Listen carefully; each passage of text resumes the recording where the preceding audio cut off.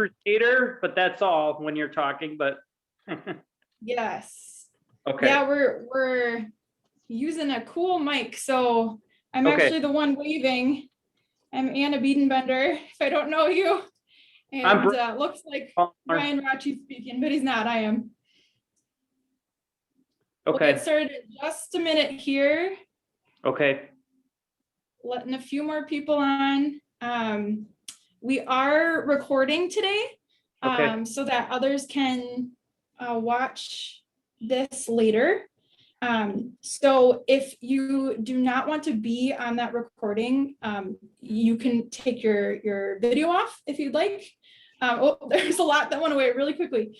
You can leave it on too if you want. That's a-okay. And then, because there are so many of us, we're going to use the chat function for questions, because we just have an awesome attendance today. Okay. So, got a few more coming on.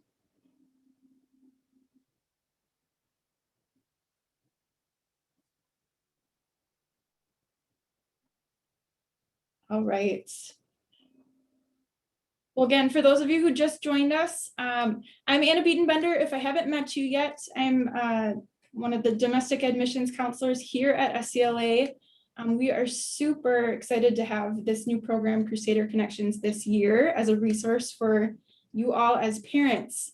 And I'm personally very excited that we have a ton of people on this session today. So thank you for being here. We do have some more sessions this year, so go to stcroixlutheran.org/Crusader Connections to find those and register if you haven't yet. Love to have you at those. We are recording this session today, so that others can watch it later if they'd like. So I'd ask that if you don't want to be in the recording later, that you turn off your camera and your mic too, if that's okay. That'll just cut down on noise. And then any questions, we invite you to use the chat to ask those, which should be on the bottom of your screen. If you move your mouse a bit, it should be on the middle to leftish side for you. So I'm going to turn it over to Dr. Rathje, and thanks all for being here again. Hey everybody, thanks for being here. I'm going to get the screen sharing up and then we'll get rolling. Hopefully you can see what's on the screen. We're going to go through some information. I'm not going to spend a whole lot of time on it, and then I want to leave plenty of opportunity for you to ask questions. I'll try to cover some of the main topics, but don't hesitate to ask questions that are more specific if you want to in the chat. First thing up is a couple of definitions. The first thing is dual credit.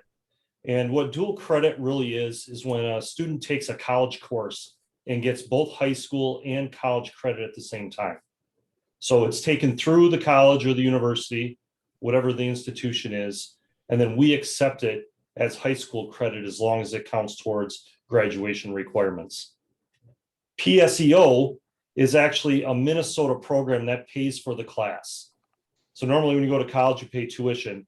The state of Minnesota has come up with this PSEO program for Minnesota residents that will actually pay for the tuition for those courses. If you're a non-Minnesota resident, so some of our international students or some of the domestic students who don't live in Minnesota, you can still take dual credit courses and get high school and college credit for them, but then you have to pay the tuition.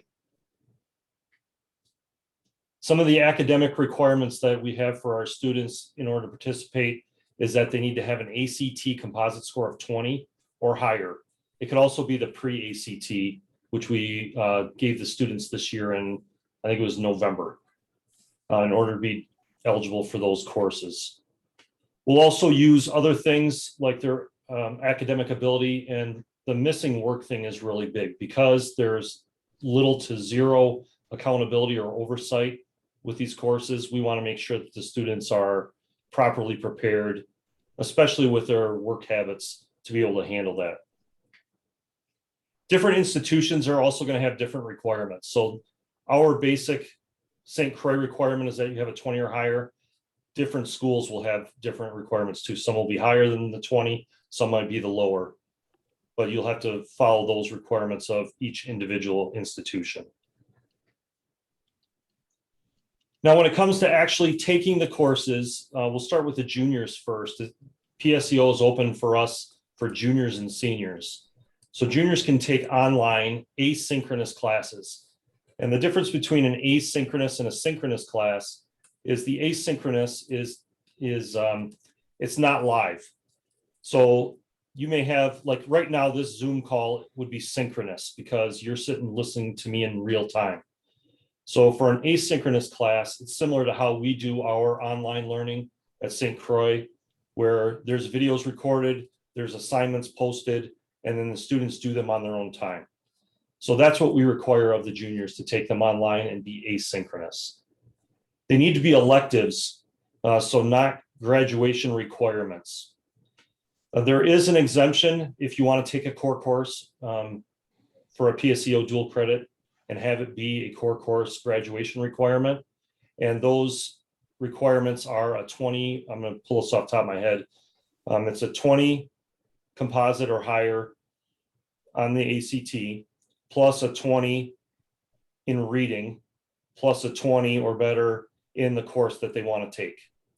And the reason we have some of those exemptions available is because graduation from high school is the #1 priority, more than getting a college class.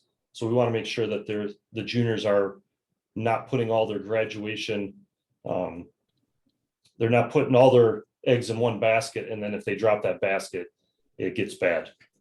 Dr. Rathje, just a quick question here. Can students use their SAT scores for PSEO if they have not taken the ACT? That'll depend. They can message me individually and I can take a look at it. Most colleges, though, do require the ACT. So it's just better to take the ACT.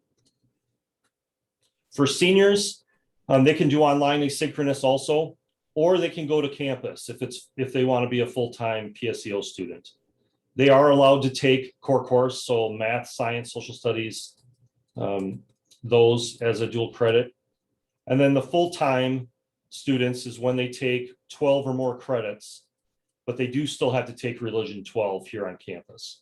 And then we structure the schedule so that there's always a Religion 1st hour and a Religion 8th hour, so that way they can work their college schedule around that, and then they just choose which one they want to do.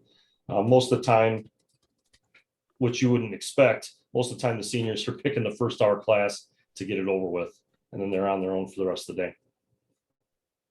So that's the taking the course part. Some of the popular schools, I will tell you that the majority of our students take PSEO dual credit courses through Bethany Lutheran College out of Mankato and Inver Hills.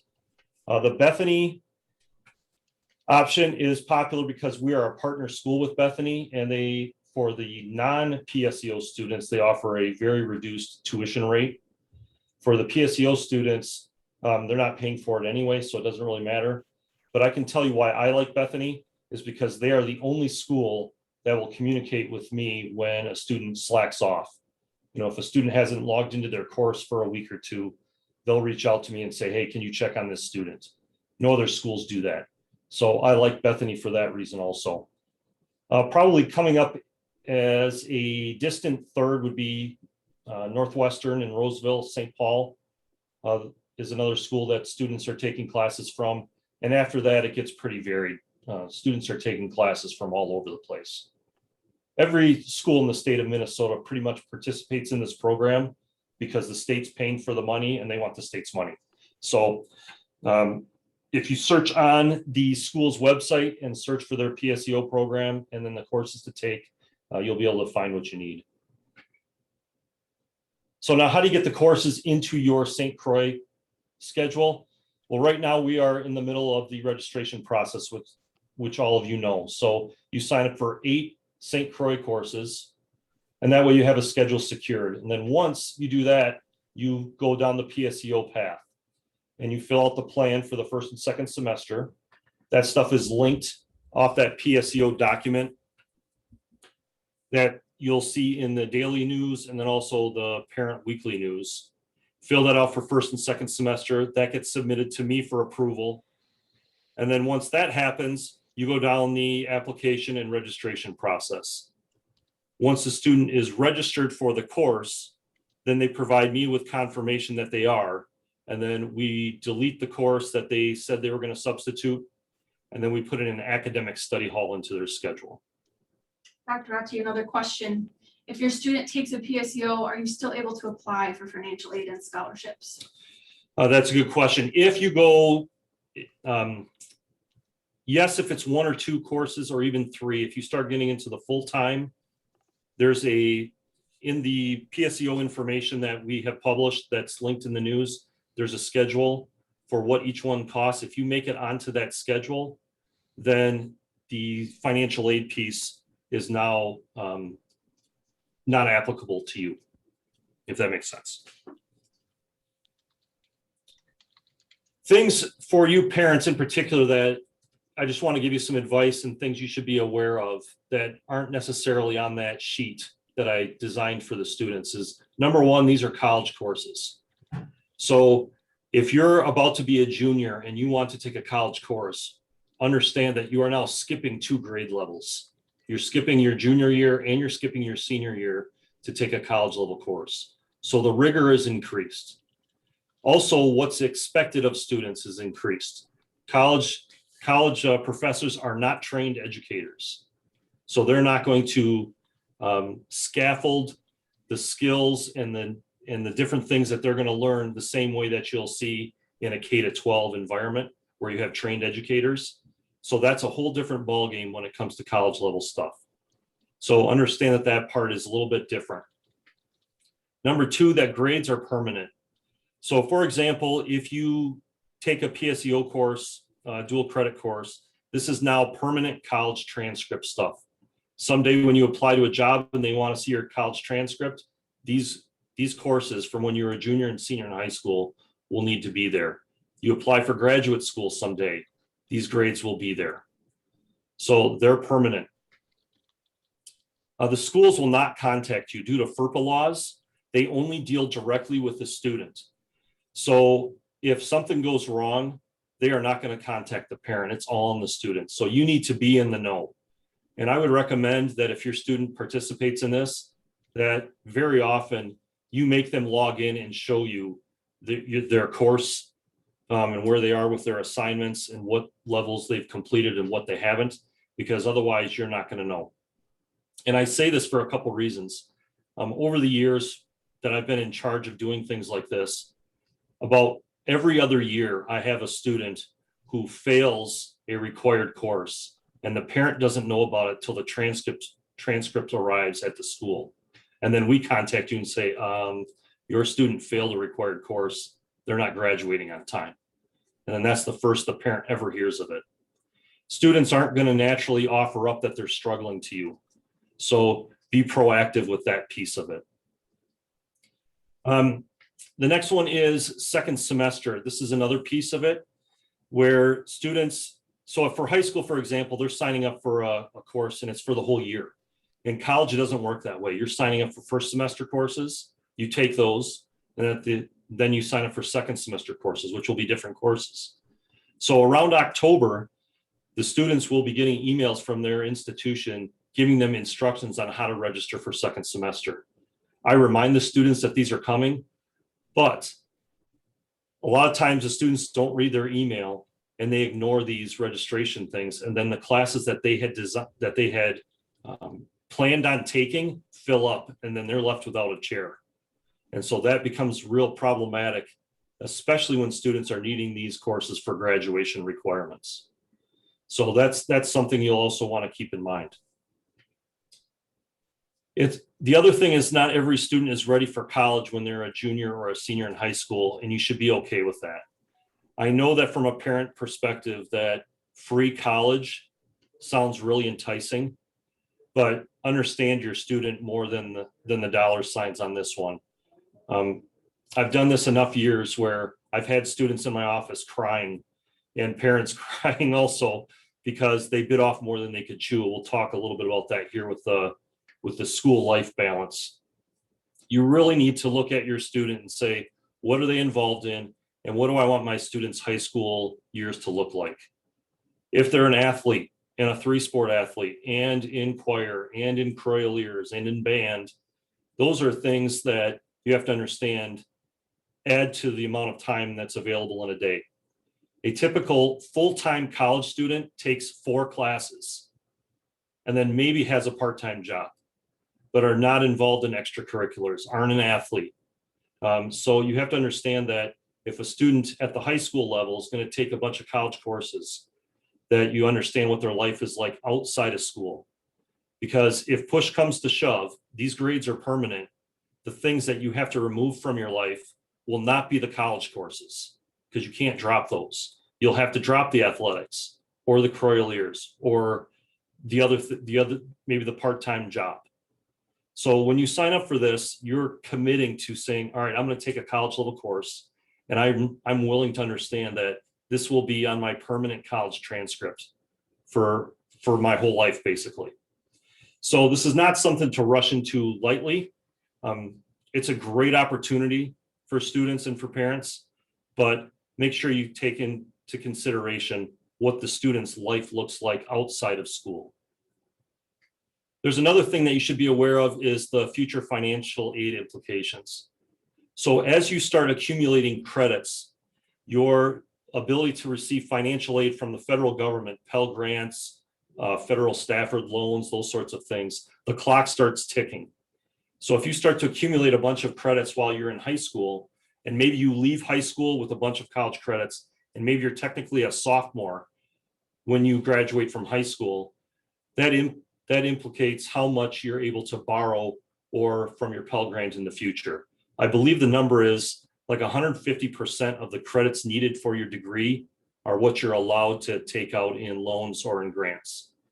So you just need to be aware that while it's free now, this is something that you want to make sure that your student has an idea of what they're going to do, because you don't want to mess around with taking a bunch of courses that don't apply to a degree and then run out of credits for financial aid. So that's kind of a bigger one that's more hidden, that isn't really talked about much, but that would be something to look at with the institution that the student is going to go through also. Some recommendations that I have for students is, number one, they should take an AP course before attempting a college course.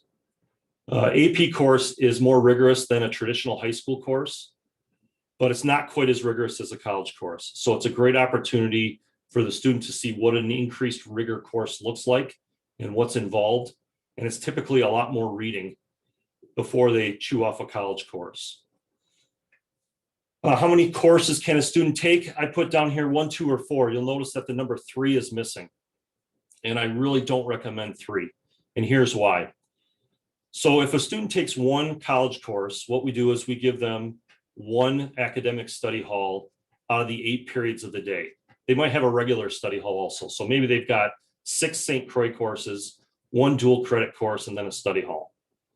The same thing is true if they take 2 courses. So it would be 5 St. Croix courses, 2 dual credits, and maybe a study hall. If you start to go to 3, now you're pushing the limits of what a full-time college student is taking. That's probably 9 to 10 to 11 credits, which is almost full-time college.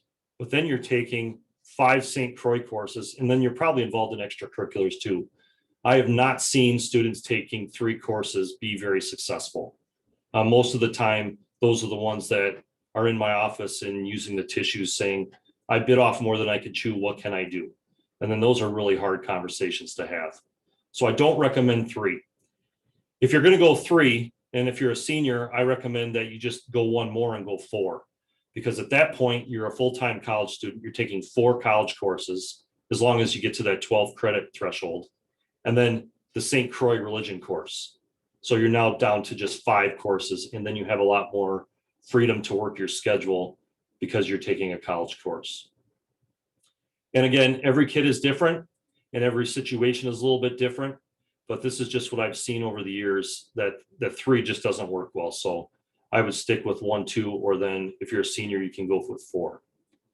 If you're a junior, going to be a junior, I would recommend that you just start with 1 class and just make sure that you can handle it. Because until you've taken that first college class, you've never taken a college class. So you don't know how your student's going to react. You might think that your student can handle it, but I've got plenty of stories, and I'll share one that a couple of years ago, before I was at St. Croix, I had my valedictorian taking a dual credit class and she failed it. So even if it is an excellent student, that doesn't mean that everything always goes their way in taking a college course due to all manner of factors. It might be the rigor of the course. It might be their work habits. It may be, who knows what happens. We had COVID this year that kind of threw everybody for a loop. So you want to make sure that you do what's right by your student. You know your student better than anybody. So you want to make sure that you look at what they're able to handle and just say, you know, it's okay if they're not ready.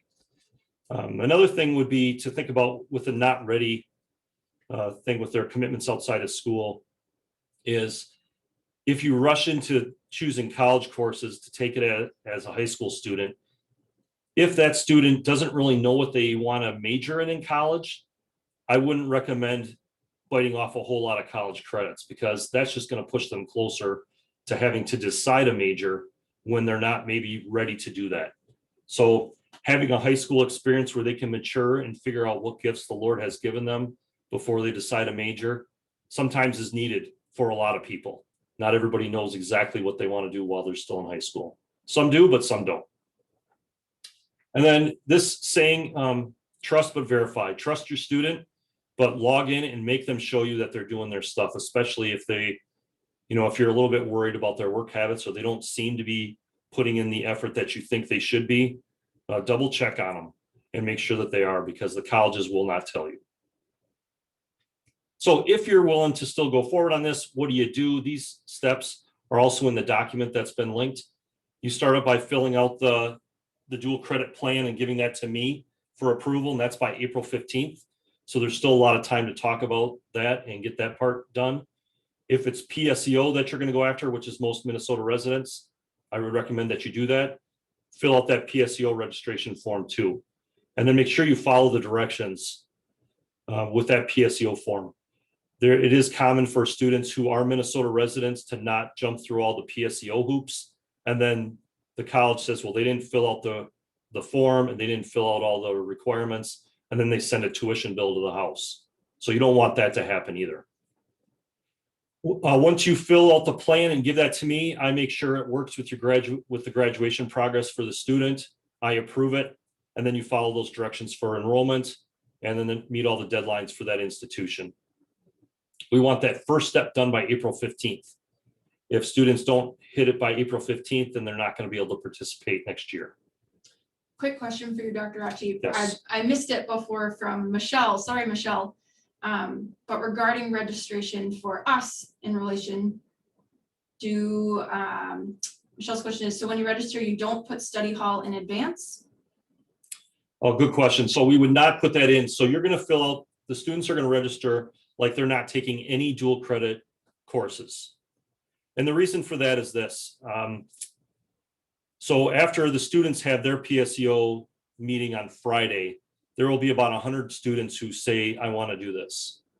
Less than 50% of them are actually going to follow through with all the requirements. So, so that means all those ones who said they wanted to, they still need to have a course to fall back on in case they don't follow through. So once the deadlines come, we want to make sure that everyone's on the path to graduation if they follow through with this process of getting their dual credit application in and registering for courses, and all that goes well. Then we put the study hall in and drop that out, and I handle that personally. So first we want to make sure that they've got a full St. Croix schedule done so that they can graduate on time. And then if this is extra, if they follow through on all this and they follow all the recommendations and what they have to follow, then we drop that out. So we'll handle that part on our end. So get that plan done by the 15th. That's the big thing. And then this is the part that I want to make sure that you and the students understand is you've got to follow the institution's recommendations. Everybody is different, and St. Croix has nothing to do with it. So you'll notice at the very bottom of the screen, it's application, then registration. So this is two different things. So one is to apply to the college itself. So once you apply, then you'll get accepted. After that, then you actually have to register for the class. Some students think once you apply, you're automatically done, and that's not the case. So they have to apply, get accepted, and then once they get accepted, then they have to follow the registration windows to sign up for the particular classes. So those two steps are really important that students follow through on. Most of the times the students will apply, and then somewhere along the line, they don't read their email from the institution, and then they don't register, and then they think they're signed up for a class because they gave it to me on the plan, and that's not how the registration works. When they give me their plan, that's just for me to say, all right, this works with your graduation progress, and I approve of these courses.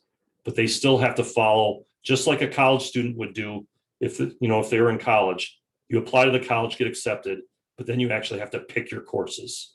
So that part still has to be done.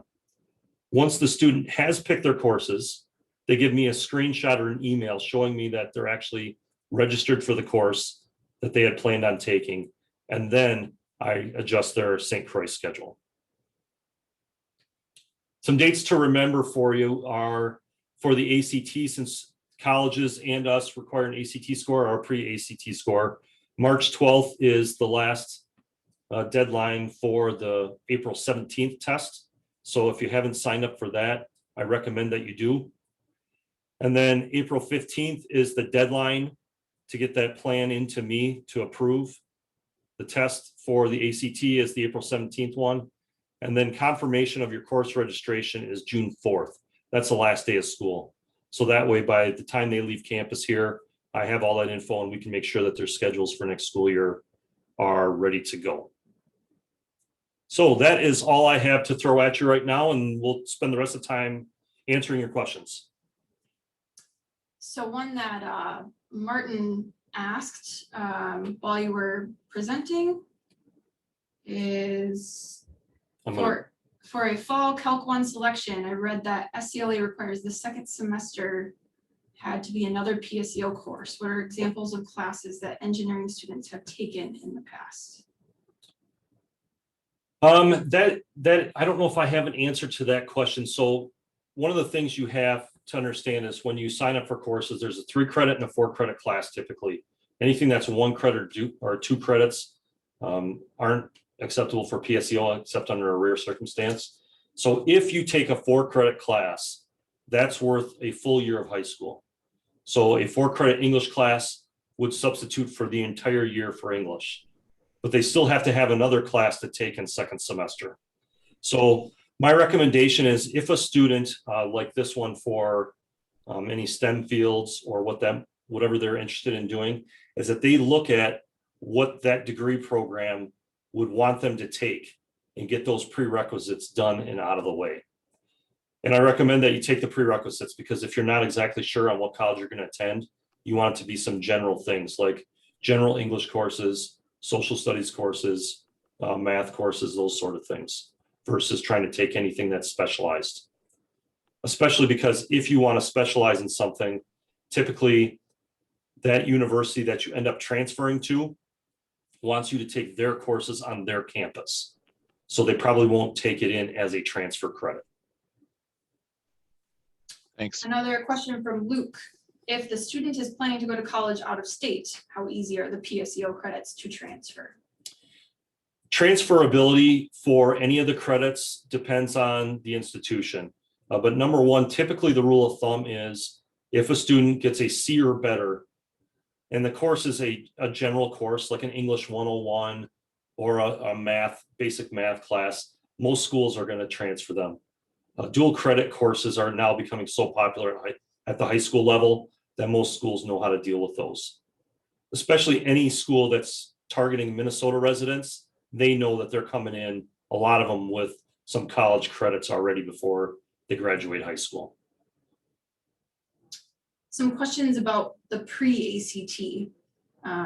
Is that okay, or does it have to be the actual ACT? The pre-ACT versus the real ACT. The pre-ACT is something that we administered here. It used to be like the ACT Aspire, but this year we switched the 10th grade to the pre-ACT because it gave the parents the report that looks a little bit more like the ACT. The universities or the institutions that you might apply to do PSEO probably will want you to have the actual ACT score. So for St. Croix on our end, we're looking at it as kind of, we have to have some point of data to participate in the PSEO program through the state. So we have chosen the pre-ACT as our data point, or the ACT. So there may be some schools that don't require an ACT, but most of them will. So it's just better to take the ACT.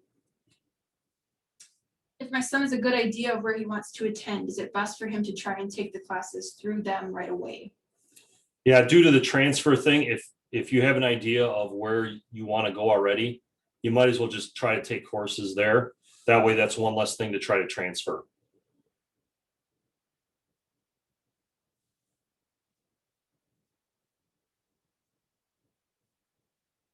Good questions. Anybody else got anything? Feel free to use the chat.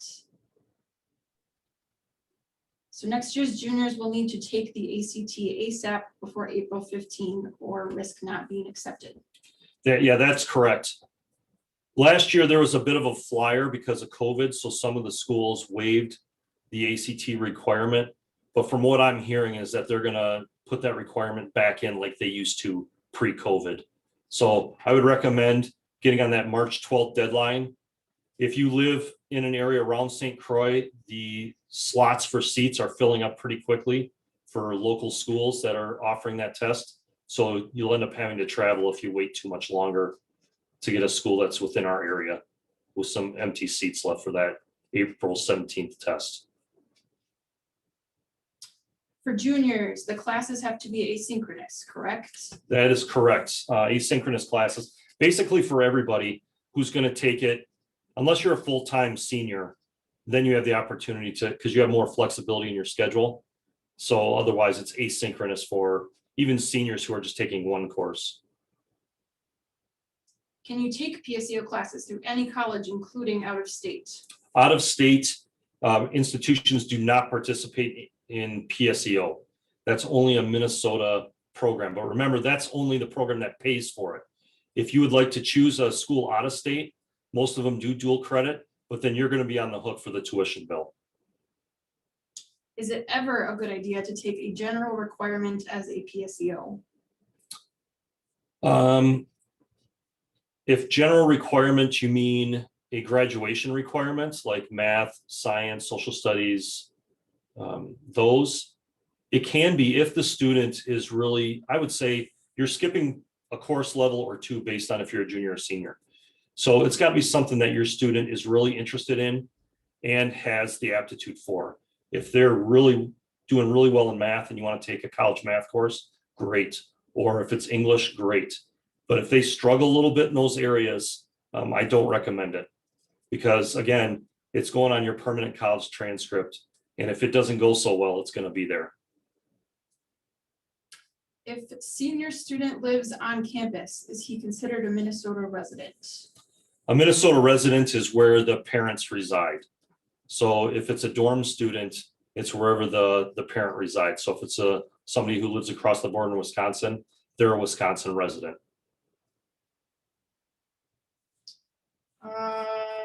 Joe is looking for German 4. Sounds like one semester of a beginning college German. That might be something for us to just talk about individually and see if we can find a course that works for that would be applicable to his current German level. And then I can bring in German teachers to kind of look at that also.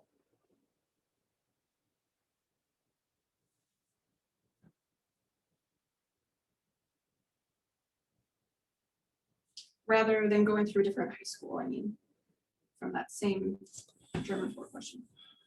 Yeah, that one we should just probably have a conversation and see about what's needed there and what the goals are for the future. On your overview on Friday with the students, will you go over parents viewing? Not. On Friday, we're bringing in Estelle Vlieger, who's from Bethany. So she's going to give the students some ideas on what it's like to take PSEO dual credit classes. I'm also bringing in a former student who's a graduate now at the University of Minnesota. She's going to give a student perspective as to what it's like to take courses. And then we are going to record that presentation during the day and make that available for students who are online or miss that day. So if you're a parent and want to see that, we'll have that available too, if that's the question. Do you have any cases of students taking asynchronous classes together? And if so, does that seem to help with student success? The asynchronous classes can be very impersonal and hard to get help. Naturally, the students talk and they talk about what they're signing up for. And so there are some popular courses that students do take together. Naturally, they'll be in a course room. They may see their St. Croix classmate along with other students from different high schools or even from colleges. I'll use Bethany as an example because they're the most popular place where students are taking a course. Like the basic college writing course, there's probably more than 50% of the PSEO students are taking that course from St. Croix. So there's going to be a lot of them all taking the same course. So that does happen, yes.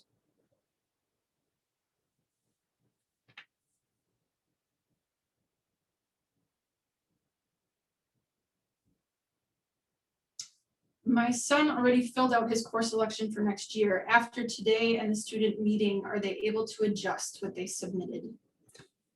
The course selection that you signed on the paper, they actually haven't done the actual registration yet because of the 2-hour delay today. So all the registration timelines got bumped. Tomorrow, the incoming seniors will actually sign up for classes within PowerSchool based off the registration sheet that's been filled out. And then Thursday will be the current sophomores, and then Friday will be the current freshmen. So there can be some adjustments to that, but you're going to want to make sure the advisor knows that you want to make an adjustment because they're not going to let the student deviate from what you already signed off on and put your signature on. So if you have some adjustments that you want to make, email the advisor so that they know before they actually push the button as to what class it is, that they have your permission to do that.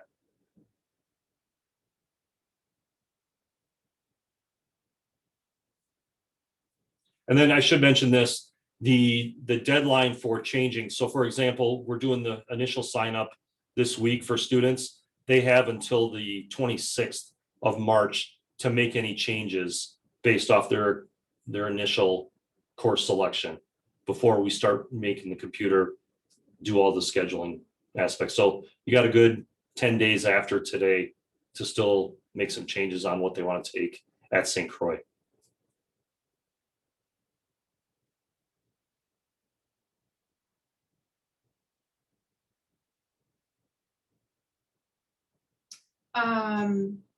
Can we just repeat the ACT information for getting PSEO next year?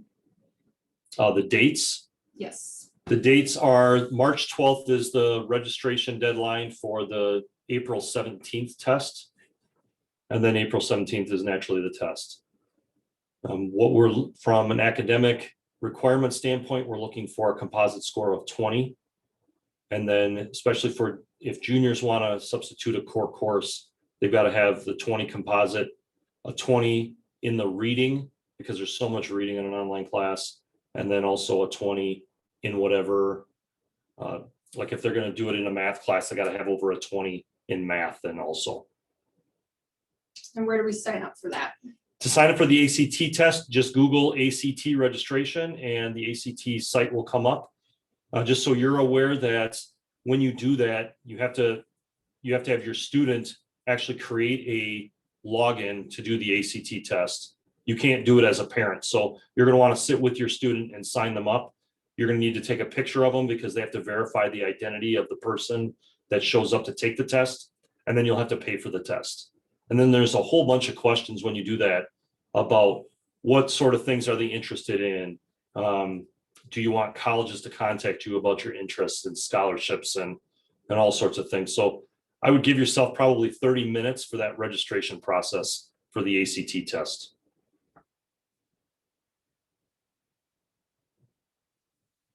How many times can you take the ACT? How many times can you take the ACT? As many times as you want to pay for it. Honestly, students take it a lot of times. It used to be you only took it once and that was the end of it. You got what you got.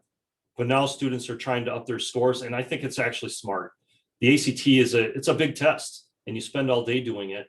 I recommend that if you can sign up for the prep class that we offer here, that'll increase your odds of doing well on that initial ACT test. But take it again. First time you ever do something, it's never always the best that you can do. So especially for something that's brand new for students, they might be nervous about it. So yeah, sign up and take it as many times as you want. I would recommend if you're a junior, so right now we're talking to parents of current sophomores and current juniors. If you're in your junior year, I would recommend that you take that ACT right away in the October type of dates. You get your first shot at it then, and then as you're starting to apply to colleges, you kind of know where you stand with the score. And then you've got plenty of time to take it multiple times, and then also increase the amount of knowledge you've had from your high school classes. For example, I teach geometry. By the time the students take or get to the trigonometry part of my course, that's in April or May, and the ACT tests on that. So if you've taken the ACT in October and you're a junior in my class, taking it again after you've had the trigonometry unit, it's going to naturally increase your math score in those areas. So taking it multiple times is perfectly acceptable. Schools will actually, now they're changing a little, I should mention this, they've changed a little bit. They used to just take your best composite score, and that's the one they went with. Now they're actually going and drilling down to your best math score, your best reading score, your best science score. So it really pays, maybe it pays, you're going to pay, but to take it more than once. So then along that timeline, when do you recommend taking the prep test? I would take it, if you got the chance before the first time you take it, might be a natural time to take the prep class. If you're a sophomore, you could take the prep class and then take it again, or wait till the prep class is offered in the fall of your junior year and then take that ACT test, in the fall of your junior year. That might be a good time to do it. But again, since you can take it multiple times, doesn't hurt to just go ahead and take it and see what it's like, and then go for the prep class after and take it again, or to take the prep class right off the bat.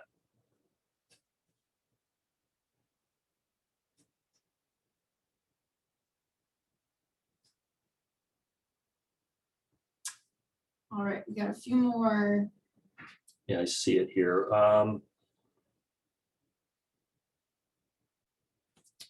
As far as breakdown of students that have taken what classes, I've got a spreadsheet where I track all that, but naturally I'm not going to share due to privacy laws where everyone is taking courses from. I can give some guidance as if you're looking for something in particular. But I kind of told you that Bethany is the most popular for our students, with Inver Hills in second place. And then after that, it gets pretty varied. Is there a requirement to take a second semester? No, there's whatever the requirement is to participate in the plan is for the whole year. So that 20 ACT, and then me making sure, and I mentioned it a little bit earlier, but even if a student scores a 20 on the ACT, but yet when I look at their academic record and see a lot of missing assignments, I'm not going to sign off on them taking a college course. So there's more than just the ACT score that we're going to be considering when students are wanting to take college courses.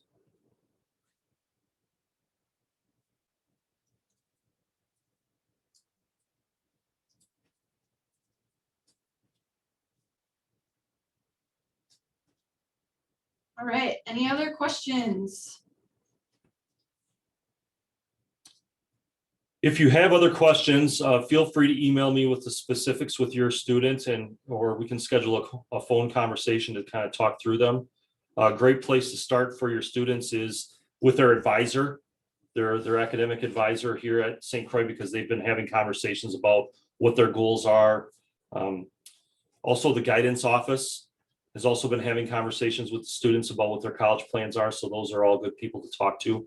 But I can certainly, and I'm certainly welcome to talk you through the pros and cons of all these things. Oh, there was one other question that got brought up before.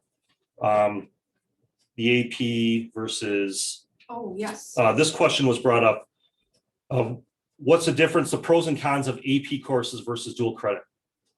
So start with the AP. So AP courses are taught here on our campus by our teachers. So they're a high school course, but at the end in the spring, the students take the AP exam, which then we'll see and determine whether they get college credit for that. That AP exam is scored on a 1 to 5 scale. Typically, students with a 3 or above possibly get college credit based on their score. A 3 is kind of iffy. It depends on the school. A 4 and a 5 is more likely to receive college credit for a AP exam. The pro to an AP course is that it's a high school course on your high school transcript. And if you do poorly on the AP exam, nobody ever has to know. You don't have to report your AP exam scores to your colleges. The con of an AP course is that you're not guaranteed college credit. So that's the kind of the pro and the con of that. On the dual credit side, the pro to a dual credit is you are guaranteed college credit for that class. The con to that, the downside is that you are guaranteed college credit. If you don't do well in the course, then that's permanent. So it really depends on where your student is at and what they want to do in their developmental level. So the AP course is a great stepping stone, which is why I recommend students take an AP course before they attempt a college course to see how they do on the exam, and then go for a college course after that. If you want to if your student for scheduling purposes didn't take an AP course, but yet you still want them to take a dual credit course, you can still do that. We just want to make sure that you're aware of the level of rigor that's going to be involved that student hasn't experienced before. Where do the students take that AP exam?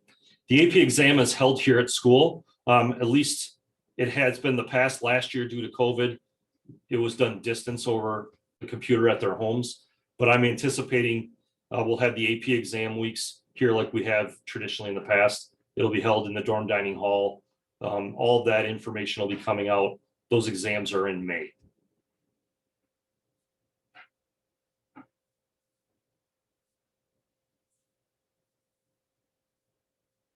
Okay. There are no more questions.